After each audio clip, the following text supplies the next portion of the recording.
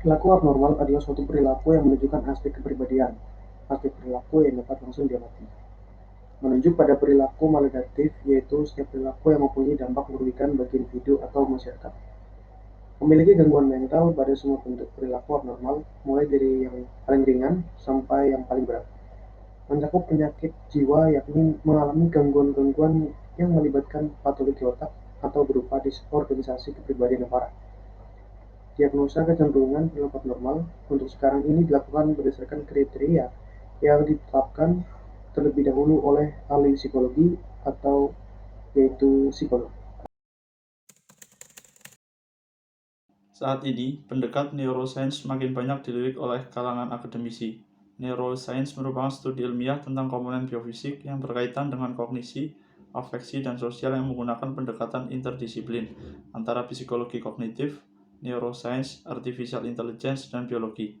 Singkatnya, neuroscience adalah ilmu yang mempelajari sistem saraf makhluk hidup yang fokusnya adalah seluk-beluk otak manusia.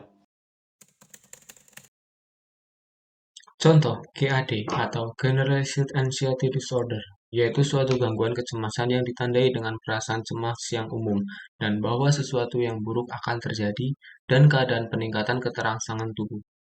Gangguan ini muncul 2 kali lebih banyak pada perempuan dibandingkan pada laki-laki. Orang dengan GAD adalah pencemas yang kronis. Mungkin mereka mencemaskan secara berlebihan keadaan hidup mereka, seperti keuangan, kesejahteraan anak-anak, dan hubungan sosial mereka. Faktor internal. Menurut Horney dalam Solomon 1994, kecemasan dapat berasal dari pengalaman seorang dalam menjalani suatu tindakan dapat membuat seseorang lebih mampu beradaptasi sehingga kecemasan yang timbul tidak terlalu besar. A. Pengalaman. Menurut Horney dalam Solomon 1994, kecemasan dapat berasal dari pengalaman seseorang dalam menjalani suatu tindakan dapat membuat seseorang lebih mampu beradaptasi sehingga kecemasan yang timbul tidak terlalu besar. B. Respon terhadap stimulan. Trismiati 2006 menyatakan bahwa kecemasan ini bergantung pada kemampuan seseorang dalam menelaah rangsangan. C. Usia. Notat Mojo 2012 beranggapan bahwa semakin bertambah usia, maka semakin bertambah pengalaman yang dimiliki. Semakin bertambah pengalaman yang dimiliki menjadikan seseorang menjadi lebih berhati-hati dalam menghadapi sesuatu.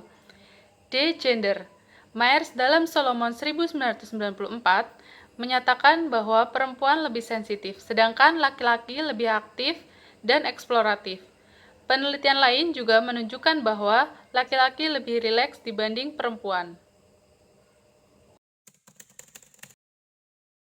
Faktor eksternal ada 2, yang pertama dukungan keluarga. Notat Mojo tahun 2012 beranggapan bahwa adanya dukungan keluarga membuat seseorang menjadi lebih siap dan rileks dalam menghadapi permasalahan. Yang kedua, kondisi lingkungan. Kondisi lingkungan sekitar dapat menyebabkan seseorang menjadi lebih kuat dalam menghadapi permasalahan. Bentuk terapi menurut pendekatan biologis. Ansiolitik, jenis obat yang disebutkan untuk menangani fobia dan gangguan panik, mungkin merupakan penanganan yang paling banyak digunakan untuk gangguan kecemasan menyeluruh. Obat-obatan, terutama benzodiazepin seperti Valium, Xanax, dan Buspirone atau Buspar, seringkali digunakan karena pervasivitas gangguan. Setelah diminum, obat-obatan tersebut akan bekerja selama beberapa jam dalam berbagai situasi yang dihadapi. Sejumlah studi double-blind menegaskan bahwa obat-obatan tersebut memiliki lebih banyak manfaat bagi pasien generalized anxiety disorder dibanding dengan placebo.